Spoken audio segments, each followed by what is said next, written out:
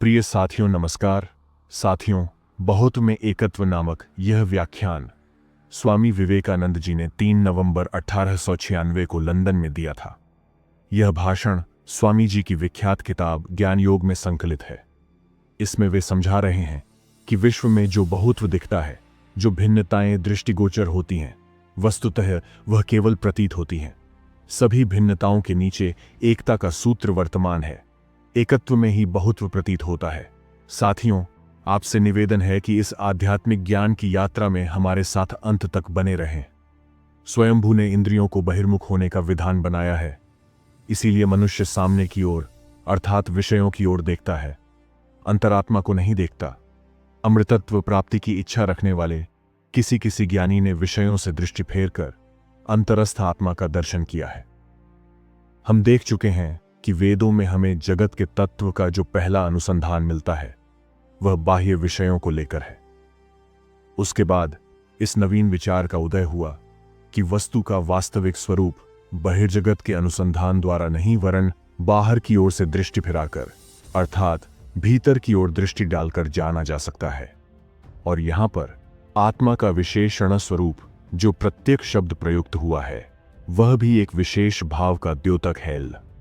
प्रत्यक अर्थात जो भीतर की ओर गया है, हमारी अंतरतम वस्तु, हृदय केंद्र, वह परम वस्तु जिससे मानो सब कुछ बाहर आया है, वह मध्यवर्ती सूर्य जिसकी बाह्य किरणें हैं, मन, शरीर, इंद्रियां और हमारा सब कुछ। बाल बुद्धि मनुष्य बाहरी काम्य वस्तुओं के पीछे दौड़ते फिरते हैं, इसीलिए सब ओर व्याप्त मृत्यु के पाश में बंध जाते हैं।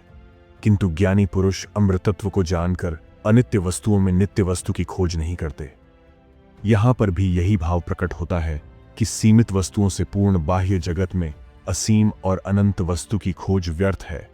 अनंत की खोज अनंत में ही करनी होगी और हमारी अंतर्वर्ती आत्मा ही एकमात्र अनंत वस्तु है। शरीर, मन आदि जो जगत प्रपंच हम देखते हैं अथवा जो हमारी चिंताएं या विचार हैं, उनमें से कोई भी अनंत नहीं हो सकता। जो दृष्टा साक्षी पुरुष इन सब को देख रहा है अर्थात मनुष्य की आत्मा जो सदा जागृत है, वही एकमात्र अनंत है। इस जगत के अनंत आदिकारण की खोज में हमें अनंत में ही जाना पड़ेगा। जो यहां है वही वहां भी है, जो वहां है वही यहां भी है। जो यहां नाना रूप देखते हैं वे बारंबार मृत्यु को प्राप्त होते हैं। हम देखते हैं कि पहले आर्यों में स्वर्ग जाने की विशेष रूप से इच्छा रहती थी। जब वे जगत प्रपंच से असंतुष्ट हुए तो स्वभावतः ही उनके मन में एक ऐसे स्थान में जाने की इच्छा हुई जहां दुख बिल्कुल ना हो, केवल सुख ही सुख हो। ऐसे स्थानों का ही नाम उन्होंने स्वर्ग रखा, जहां केवल आनंद होगा, जहां शरीर अजर अमर हो जाएगा, मन भी वैसा ही हो जाएगा और जहां वे पितृगणों के साथ सदा वास करेंगे। किंतु दार्शनिक विचारों की उत्पत्ति होने के बाद इस प्रकार के स्वर्ग की धारणा असंगत और असंभव मालूम पड़ने लगी। अनंत किसी एक देश में है, यह वाक्य ही स्वविरोधी है। किसी भी स्थान विशेष की उत्पत्ति और नाश काल में ही होते हैं। अतः उन्हें स्वर्ग विषयक धारणा का त्याग कर देना पड़ा। वे धीरे धीरे समझ गए कि ये सब स्वर्ग में रहने वाले देवता एक समय इसी जगत के मनुष्य थे, बाद में किसी सत्कर्म के फलस्वरूप वे देवता बन गए। अतः वह देवत्व विभिन्न पदों का नाम मात्र है। वेद का कोई भी देवता चिरंतन व्यक्ति नहीं है। इंद्र या वरुण किसी व्यक्ति के नाम नहीं है। ये सब शासक के रूप में विभिन्न पदों के नाम हैं। जो पहले इंद्र था वह अब इंद्र नहीं है, उसका इंद्रत्व अब नहीं है। एक अन्य व्यक्ति यहां से जाकर उस पद पर आरूढ़ हो गया है। सभी देवताओं के संबंध में इसी प्रकार समझना चाहिए। जो लोग कर्म के बल से देवत्व प्राप्ति के योग्य हो चुके हैं वे ही इन पदों पर समय समय पर प्रतिष्ठित होते हैं, पर इनका भी विनाश होता है। प्राचीन ऋग्वेद में देवताओं के संबंध में हम इस अमृतत्व शब्द का व्यवहार देखते तो हैं, पर बाद में इसका एकदम परित्याग कर दिया गया है, क्योंकि उन्होंने देखा कि यह अमृतत्व देश काल से अतीत होने के कारण किसी भौतिक वस्तु के संबंध में प्रयुक्त नहीं हो सकता, चाहे वह वस्तु कितनी ही सूक्ष्म क्यों न हो। वह कितनी ही सूक्ष्म क्यों न हो, उसकी उत्पत्ति देश काल में ही है, क्योंकि आकार की उत्पत्ति का प्रधान उपादान है देश। देश को छोड़कर आकार की कल्पना करके देखो, यह असंभव है। देश आकार के निर्माण का एक विशिष्ट उपादान है। इस आकार का निरंतर परिवर्तन हो रहा है। देश और काल माया के भीतर है। यह भाव उपनिषदों के निम्नलिखित श्लोकाश में व्यक्त किया गया है। यदेवः तद्मुत्र यद्मुत्र तदन्विह। जो कुछ यहां है वह वहां है, जो कुछ वहां है वही यहां भी है। यदि ये देवता है तो जो नियम यहां है वही वहां भी लागू होगा। और सभी नियमों में विनाश और बाद में फिर नए नए रूप धारण करना निहित है। इस नियम के द्वारा सभी जड़ पदार्थ विभिन्न रूपों में परिवर्तित हो रहे हैं और टूटकर चूर चूर होकर फिर उन्हीं जड़ कणों में परिणत हो रहे हैं। जिस किसी वस्तु की उत्पत्ति है उसका विनाश होता ही है। अतएव यदि स्वर्ग है तो वह भी इसी नियम के अधीन होगा। हम देखते हैं कि इस संसार में सब प्रकार के सुख के पीछे उसकी छाया के रूप में दुख रहता है। जीवन के पीछे उसकी छाया के रूप में मृत्यु रहती है। वे दोनों सदा एक साथ ही रहते हैं। कारण वे परस्पर विरोधी नहीं हैं, वे पृथक सत्ताएं नहीं हैं, वे एक ही वस्तु के दो विभिन्न रूप हैं। वह एक ही वस्तु जीवन मृत्यु, सुख दुख, अच्छे बुरे आदि रूप में व्यक्त हो रही है। यह धारणा कि शुभ और अशुभ ये दोनों पृथक वस्तुएं हैं और अनंत काल से चले आ रहे हैं, नितांत असंगत है। वे वास्तव में एक ही वस्तु के विभिन्न रूप हैं। वह कभी अच्छे रूप में और कभी बुरे रूप में भासित हो रही है। यह विभिन्नता प्रकारगत नहीं, परिमाणगत है। उनका भेद वास्तव में मात्रा के तारतम्य में है। हम देखते हैं कि एक ही स्नायु प्रणाली अच्छे बुरे दोनों प्रकार के प्रवाह ले जाती है, किंतु यदि स्नायु मंडली किसी तरह बिगड़ जाए तो फिर किसी प्रकार की अनुभूति न होगी।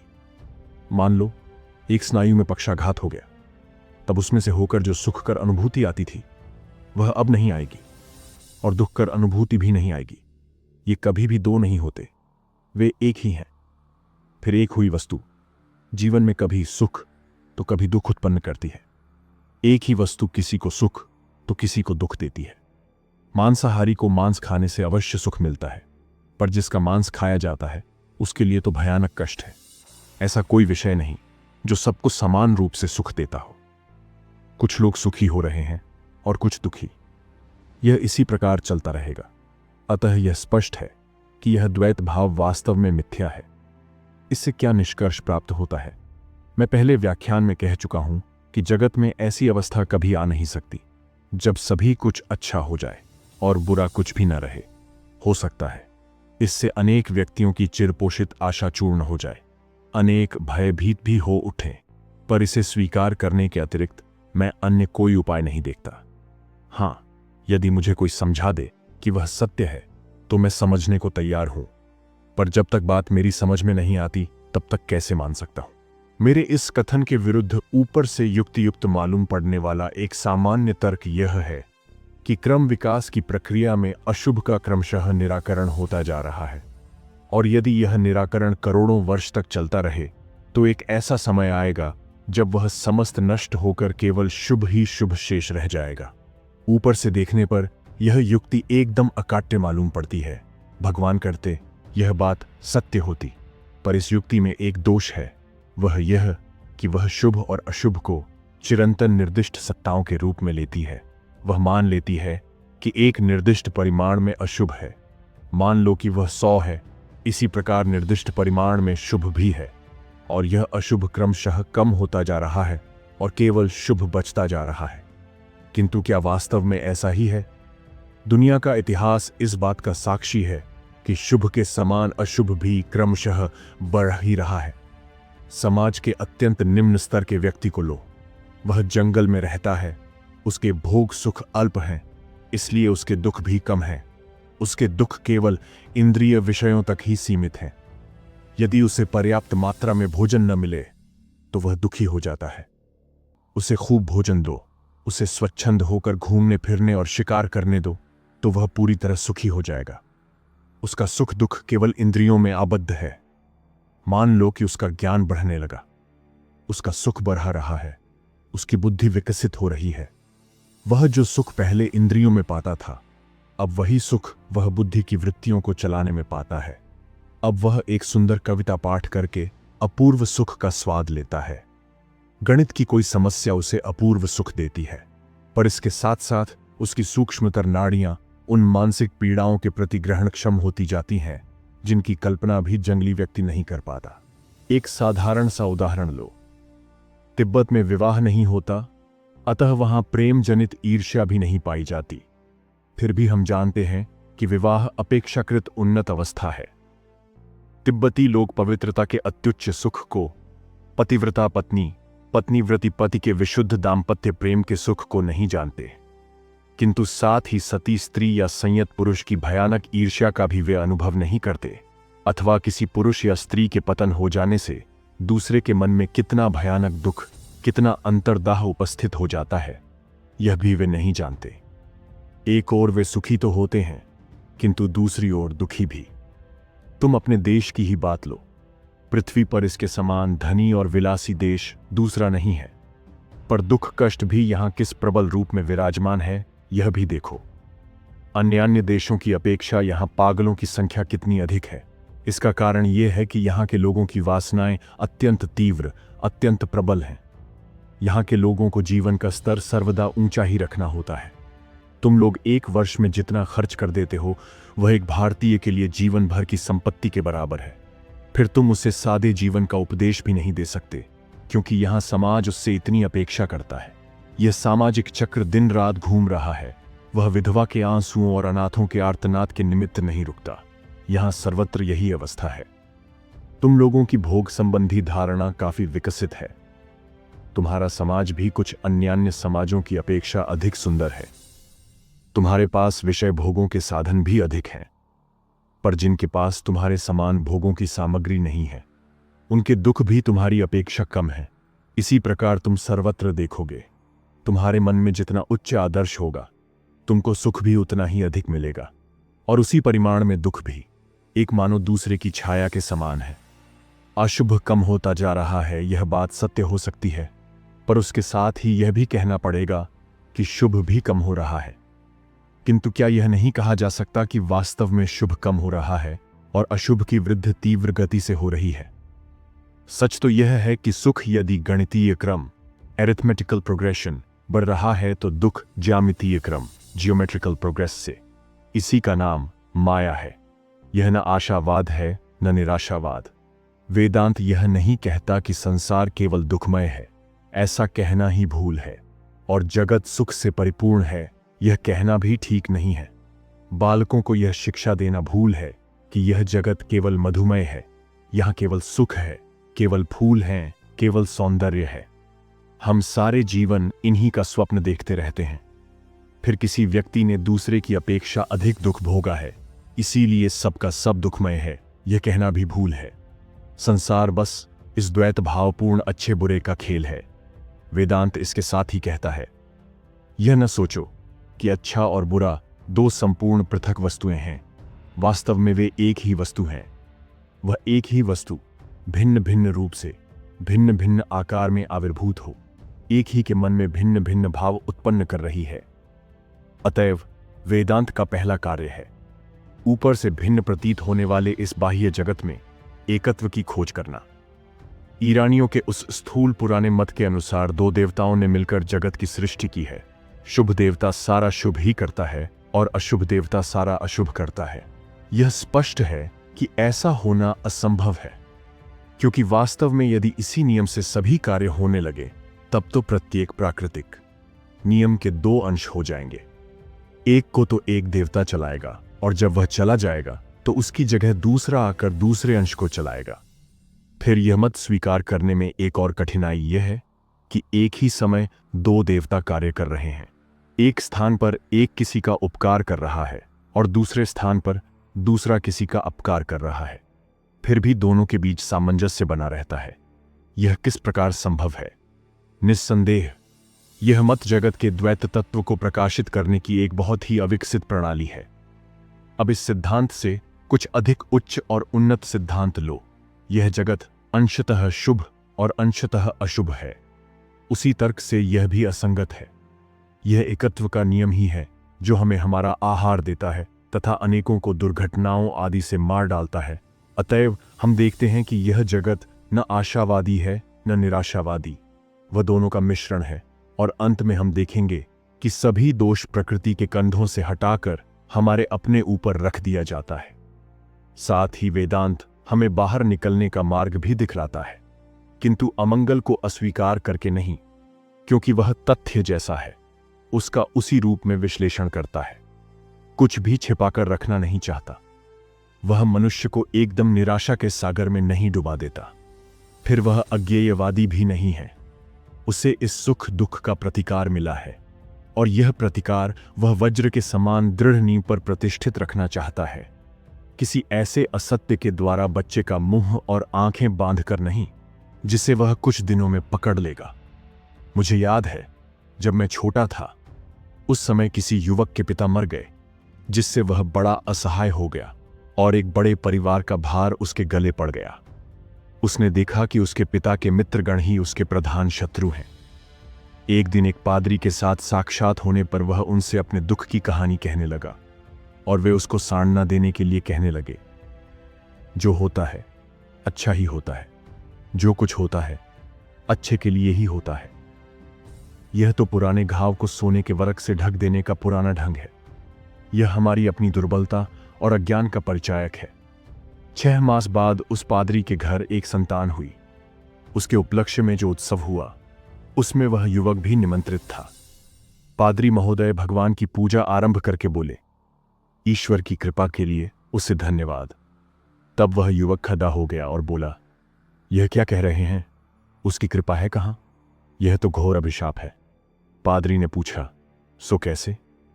युवक ने उत्तर दिया, जब मेरे पिता की मृत्यु हुई, तब ऊपर ऊपर अमंगल होने पर भी उसे आपने मंगल कहा था। इस समय आपकी संतान का जन्म भी यद्यपि ऊपर ऊपर आपको मंगल सा लग रहा है, किंतु वास्तव में मुझे तो यह महान अमंगलकारी ही मालूम होता है। इस प्रकार संसार के दुख अमंगल को ढक रखना ही क्या संसार का दुख दूर करने का उपाय है?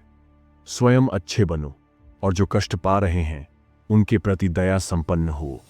जोड़ गांठ करने की चेष्टा मत करो, उससे भवरोग दूर नहीं होगा। वास्तव में हमें जगत के अतीत जाना पड़ेगा। यह जगत सदा ही भले और बुरे का मिश्रण है। जहां भलाई देखो, समझ लो कि उसके पीछे बुराई भी छिपी है। किंतु इन सब व्यक्त भावों के पीछे, इन सब विरोधी भावों के पीछे वेदांत उस एकत्व को ही देखता है। वेदांत कहता है, बुराई छोड़ो और भलाई भी छोड़ो। ऐसा होने पर फिर शेष क्या रहा? अच्छे बुरे के पीछे एक ऐसी वस्तु है जो वास्तव में तुम्हारी अपनी है, जो वास्तव में तुम ही हो, जो सब प्रकार के शुभ और सब प्रकार के अशुभ के अतीत है, और वह वस्तु ही शुभ और अशुभ के रूप से प्रकाशित हो रही है। पहले इसको जान लो, तभी तुम पूर्ण आशावादी हो सकते हो, इसके पूर्व नहीं। ऐसा होने पर ही तुम सब पर विजय प्राप्त कर सकोगे। इन आपात प्रतीयमान व्यक्त भावों को अपने अधीन कर लो, तब तुम उस सत्य वस्तु को अपनी इच्छानुसार व्यक्त कर सकोगे। पर पहले तुम्हें स्वयं अपना ही प्रभु बनना पड़ेगा। उठो, अपने को मुक्त करो, समस्त नियमों के राज्य के बाहर चले जाओ, क्योंकि ये नियम निरपेक्ष रूप से तुम पर शासन नहीं करते, वे तुम्हारी सत्ता के अंश मात्र हैं। पहले समझ लो कि तुम प्रकृति के दास नहीं हो, न कभी थे और न कभी होंगे। प्रकृति भले ही अनंत मालूम पड़े, पर वास्तव में वह ससीम है। वह समुद्र का एक बिंदु मात्र है, और तुम ही वास्तव में समुद्र स्वरूप हो। तुम चंद्र, सूर्य, तारे सभी के अतीत हो। तुम्हारे अनंत स्वरूप की तुलना में वे केवल बुदबुदों के समान हैं। यह जान लेने पर तुम अच्छे और बुरे दोनों पर विजय पालोगे। तब तुम्हारी सारी दृष्टि एकदम परिवर्तित हो जाएगी, और तुम खड़े होकर कह सकोगे, मंगल कितना सुंदर है और अमंगल कितना अद्भुत। यही वेदांत की शिक्षा है। वेदांत यह नहीं कहता कि स्वर्ण पत्र से घाव को ढके रखो, और घाव जितना ही पकता जाए उसे और भी स्वर्ण पत्रों से मरह दो। यह जीवन एक कठोर सत्य है, इसमें संदेह नहीं। यद्यपि यह वज्र के समान दुर्भेद्य प्रतीत होता है, फिर भी प्राणपण से इसके बाहर जाने का प्रयत्न करो। आत्मा इसकी अपेक्षा अनंत गुनी शक्तिमान है। वेदांत तुम्हारे कर्म फल के लिए क्षुद्र देवताओं को उत्तरदायी नहीं बनाता। वह कहता है, तुम स्वयं ही अपने भाग्य के निर्माता हो। तुम अपने ही कर्म से अच्छे और बुरे दोनों प्रकार के फल भोग रहे हो। तुम अपने ही हाथों से अपनी आंखें मूंद कर कहते हो, अंधकार है, हाथ हटा लो, प्रकाश दीख पड़ेगा। तुम ज्योति स्वरूप हो, तुम पहले से ही सिद्ध हो। अब हम समझते हैं कि जो यहां नानत्व देखता है वह बारंबार मृत्यु को प्राप्त होता है। इस श्रुति वाक्य का क्या अर्थ है? उस एक को देखो और मुक्त हो जाओ। हम किस प्रकार इस तत्व को जान सकते हैं? यह मन जो इतना प्राणत और दुर्बल है, जो थोड़े में ही विभिन्न दिशाओं में दौड़ जाता है, इस मन को भी इतना सबल किया जा सकता है जिससे वह उस ज्ञान का, उस एकत्व का भास पा सके जो पुनः पुनः मृत्यु के हाथों से हमारी रक्षा करता है। जल उच्च दुर्गम भूमि में बरसकर जिस प्रकार पर्वतों में बह जाता है, उसी प्रकार जो व्यक्ति गुणों को पृथक करके देखता है वह उन्हीं का अनुवर्तन करता है। वास्तविक शक्ति एक है, केवल माया में पड़कर अनेक हो गई है। अनेक के पीछे मत दौड़, उसी एक की ओर अनार हो। वह वही आत्मा आकाशवासी सूर्य, अंतरिक्षवासी वायु, वेदीवासी अग्नि और कलशवासी सोमरस है। वही मनुष्य, देवता, यज्ञ और आकाश में है। वही जल में, पृथ्वी पर, यज्ञ में और पर्वत पर उत्पन्न होता है। वह सत्य है, वह महान है। जिस प्रकार एक ही अग्नि जगत में प्रविष्ट होकर बाह्य वस्तु के रूप भेद से भिन्न भिन्न रूप धारण करती है, उसी प्रकार सब भूतों की वह एक अंतरात्मा नाना वस्तुओं के भेद से उस वस्तु का रूप धारण किए हुए है और सबके बाहर भी है। जिस प्रकार एक ही वायु जगत में प्रविष्ट होकर नाना वस्तुओं के भेद से तप्तद्रुप हो गई है, उसी प्रकार सब भूतों की वही एक अंतरात्मा नाना वस्तुओं के भेद से उस रूप की हो गई है और उनके बाहर भी है। जब तुम इस एकत्व की उपलब्धि करोगे तभी यह अवस्था आएगी, उससे पूर्व नहीं। यही वास्तविक आशावाद है, सभी जगह उसके दर्शन करना। अब प्रश्न यह है कि यदि यह सत्य हो, यदि वह शुद्ध स्वरूप अनंत आत्मा इन सब के भीतर प्रवेश करके विद्यमान हो, तो फिर वह क्यों सुख दुख भोगती है? क्यों वह अपवित्र होकर दुख भोग करती है? उपनिषद कहते हैं कि वह दुख का अनुभव नहीं करती। सभी लोगों का चक्षु स्वरूप सूर्य जिस प्रकार चक्षुग्राह्य बाह्य अपवित्र वस्तु के साथ लिप्त नहीं होता, उसी प्रकार सब प्राणियों की एकमात्र अंतरात्मा जगत संबंधी दुख के साथ लिप्त नहीं होती, क्योंकि वह फिर जगत के अतीत भी है। पीलिया हो जाने पर हमें सभी कुछ पीले रंग का दिखाई पड़ता है, पर इससे सूर्य पर कोई प्रभाव नहीं पड़ता। जो एक है, जो सबका नियंता और सब प्राणियों की अंतरात्मा है, जो अपने एक रूप को अनेक प्रकार का कर लेता है, उसका दर्शन जो ज्ञानी पुरुष अपने में करते हैं, वे ही नित्य सुखी हैं, अन्य नहीं। जो अनित्य वस्तुओं में नित्य है, जो चेतना वालों में चेतन है, जो अकेले ही अनेकों की काम्य वस्तुओं का विधान करता है, उसका जो ज्ञानी लोग अपने अंदर दर्शन करते हैं, उन्हीं को नित्य शांति मिलती है, औरों को नहीं। बाह्य जगत में वह कहाँ मिल सकता है? सूर्य, चंद्र अथवा तारे उसको कैसे पा सकते हैं? वहां सूर्य प्रकाश नहीं देता, चंद्र तारे आदि नहीं चमकते, ये बिजलियां भी नहीं चमकती। फिर अग्नि की क्या बात? सभी वस्तुएं उस प्रकाशमान से ही प्रकाशित होती हैं, उसी की दीप्ति से सब दीप्त होते हैं। यहां पर और एक सुंदर रूपक है।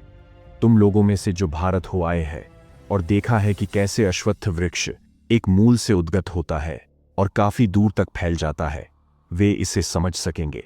ऊपर की ओर जिसका मूल और नीचे की ओर जिसकी शाखाएं हैं, ऐसा यह चिरंतन अश्वत्थ वृक्ष अर्थात संसार वृक्ष है। वही उज्जल है, वही ब्रह्म है, उसी को अमृत कहते हैं। समस्त संसार उसी में आश्रित है, कोई उसका अतिक्रम नहीं कर सकता। यही वह आत्मा है। वेद के ब्राह्मण भाग में नाना प्रकार के स्वर्गों की बातें हैं, किंतु उपनिषद स्वर्ग जाने की इस वासना को निराकृत कर देते हैं। सुख इस या उस स्वर्ग में नहीं है, वरन इस आत्मा में है। स्थानों का कोई अर्थ नहीं है। जिस प्रकार दर्पण में लोग अपना प्रतिबिंब स्पष्ट रूप से देखते हैं, उसी प्रकार आत्मा में ब्रह्म का दर्शन होता है। जिस प्रकार स्वप्न में हम अपने को अस्पष्ट रूप से अनुभव करते हैं, उसी प्रकार पितृलोक में ब्रह्म दर्शन होता है। जिस प्रकार जल में लोग अपना रूप देखते हैं, उसी प्रकार गंधर्व लोक में ब्रह्म दर्शन होता है।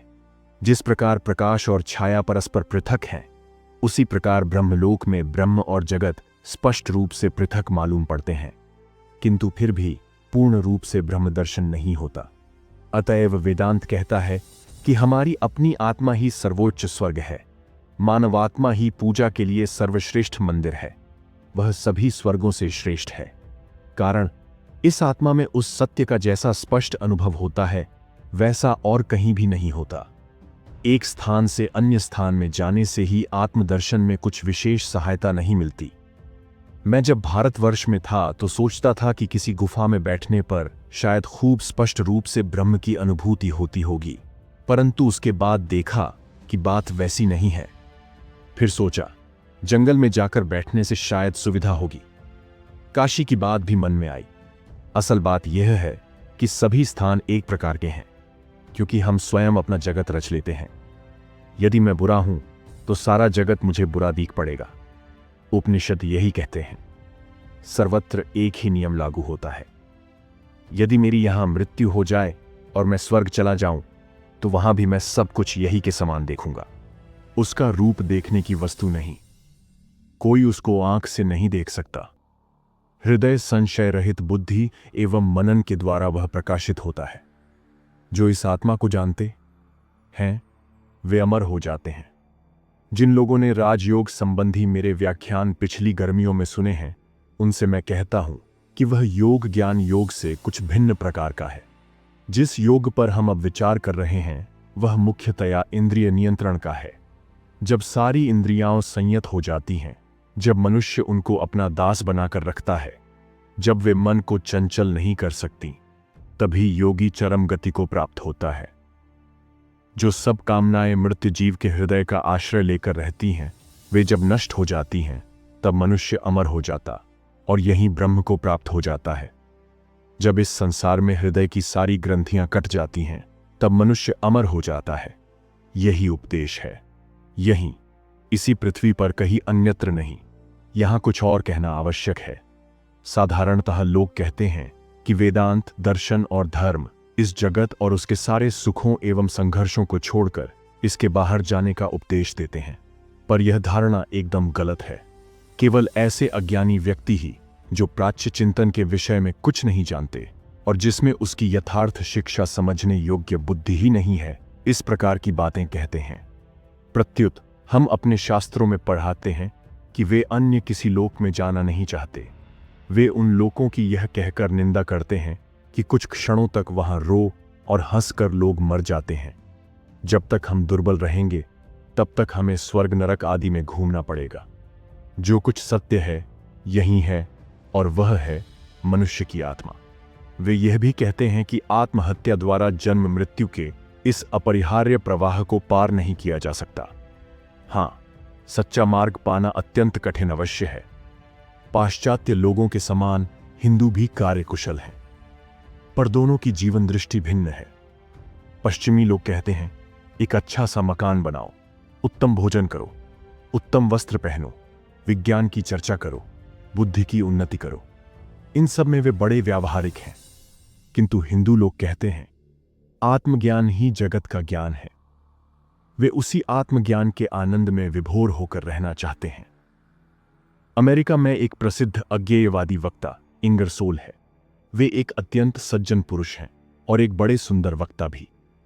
उन्होंने धर्म के संबंध में एक व्याख्यान दिया। उन्होंने उसमें कहा कि धर्म की कोई आवश्यकता नहीं, परलोक को लेकर अपना मस्तिष्क खराब करने की हमें तनिक भी आवश्यकता नहीं। अपने मत को समझाने के लिए उन्होंने एक उदाहरण देते हुए कहा, संसार मानो एक संतरा है और हम उसका सब रस बाहर निकाल लेना चाहते हैं। मेरी एक बार उनसे भेंट हुई।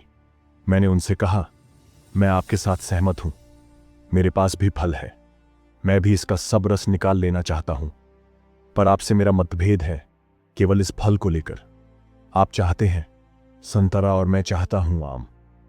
आप समझते हैं कि संसार में आकर खूब खा पी लेने और कुछ वैज्ञानिक तथ्य जान लेने से ही बस पर्याप्त हो गया, पर आपको यह कहने का कोई अधिकार नहीं है कि इसे छोड़कर मनुष्य का और कोई कर्तव्य ही नहीं है। मेरे लिए तो यह धारणा बिल्कुल तुच्छ है। यदि जीवन का एकमात्र कार्य यह जानना ही हो कि सेब किस प्रकार भूमि पर गिरता है अथवा विद्युत का प्रवाह किस प्रकार स्नायुओं को उत्तेजित करता है, तब तो मैं इसी क्षण आत्महत्या कर लूं। मेरा संकल्प है कि मैं सभी वस्तुओं के मर्म की खोज करूंगा, जीवन का वास्तविक रहस्य क्या है यह जानूंगा। आप केवल प्राण की विभिन्न अभिव्यक्तियों की चर्चा करते हैं। पर मैं तो प्राण का स्वरूप ही जान लेना चाहता हूं। मैं इस जीवन में ही समस्त रस सोख लेना चाहता हूं। मेरा दर्शन कहता है कि जगत और जीवन का समस्त रहस्य जान लेना होगा। स्वर्ग नरक आदि का सारा अंधविश्वास छोड़ देना होगा। यद्यपि उनका अस्तित्व उसी अर्थ में है जिस अर्थ में इस पृथ्वी का अस्तित्व है। मैं इस जीवन की अंतरात्मा को जाएंगा, उसका वास्तविक स्वरूप जानूंगा। वह क्या है यह जाएगा, वह किस प्रकार कार्य करती है और उसका प्रकाश क्या है। केवल इतना जानकर मेरी तृप्ति नहीं होगी। मैं सभी वस्तुओं का क्यों जानना चाहता हूं, कैसे होता है, यह खोज बालक करते रहें। विज्ञान और है क्या? आपके ही किसी बड़े आदमी ने कहा है, सिगरेट पीते समय जो जो होता है वह सब यदि मैं लिख कर रखूं तो वही सिगरेट का विज्ञान हो जाएगा। वैज्ञानिक होना अवश्य अच्छा है और गौरव की बात है। ईश्वर उनके अनुसंधान में सहायता करें, उन्हें आशीर्वाद दें। पर जब कोई कहता है कि यह विज्ञान चर्चा ही सर्वस्व है, इसके अतिरिक्त जीवन का और कोई उद्देश्य नहीं, तब समझ लेना चाहिए कि वह मूर्खोचित बात कर रहा है। उसने जीवन के मूल रहस्य को जानने की कभी चेष्टा नहीं की। प्रकृत वस्तु क्या है, इस संबंध में उसने कभी आलोचना नहीं की। मैं सहज ही तर्क द्वारा यह समझा दे सकता हूं कि आपका सारा ज्ञान अर्थहीन और आधारहीन है। आप प्राण की विभिन्न अभिव्यक्तियों को लेकर चर्चा कर रहे हैं, पर जब मैं आपसे पूछता हूं कि प्राण क्या है तो आप कहते हैं मैं नहीं जानता। ठीक है, आपको जो अच्छा लगे करें, मुझे अपने ही भाव में रहने दें। मैं अपने ढंग से पूर्ण रूपेण व्यवहार कुशल हूं। अतएव तुम्हारी इस बात में कोई अर्थ नहीं कि केवल पश्चिम ही व्यवहार कुशल है। तुम एक ढंग से व्यवहार कुशल हो तो मैं दूसरे ढंग से। इस संसार में विभिन्न प्रकार की प्रकृति वाले मनुष्य हैं। यदि प्राच्य देश के किसी व्यक्ति से कहा जाए कि सारा जीवन एक पैर पर खड़ा रहने से वह सत्य को पा सकेगा, तो वह सारा जीवन एक पैर पर ही खड़ा रहेगा। यदि पाश्चात्य देशों में लोग सुने कि किसी बर्बर देश में कहीं पर सोने की खदान है, तो हजारों लोग सोना पाने की आशा में अपने प्राणों की बाजी लगा देंगे और शायद उनमें से एक ही कृतकार्य होगा।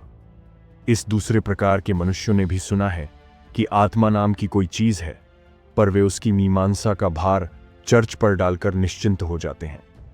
पर पहले प्रकार का मनुष्य सोना पाने के लिए बर्बरों के देश में जाने को राजी ना होगा। कहेगा नहीं, उसमें खतरे की आशंका है। पर यदि उससे कहा जाए कि एक ऊंचे पर्वत के शिखर पर एक असुत साधु रहते हैं जो उसे आत्मज्ञान दे सकते हैं, तो वह तुरंत उस शिखर पर चढ़ने को उद्यत हो जाएगा। फिर इस प्रयत्न में उसके प्राण ही क्यों न चले जाएं। दोनों ही प्रकार के व्यक्ति व्यवहार कुशल हैं, पर भूल यहां पर है कि तुम लोग इस परिदृश्यमान संसार को ही सब कुछ समझ बैठते हो। तुम्हारा जीवन क्षणस्थायी इंद्रिय भोग मात्र है, उसमें कुछ भी नित्यता नहीं है। प्रत्युत उससे दुख क्रमशः बढ़ता ही जाता है। हमारे मार्ग में अनंत शांति है और तुम्हारे मार्ग में अनंत दुख। मैं यह नहीं करता कि तुम्हारा दृष्टिकोण गलत है। तुमने जैसा समझा है वैसा करो, उससे परम मंगल होगा, लोगों का बद्धा हित होगा।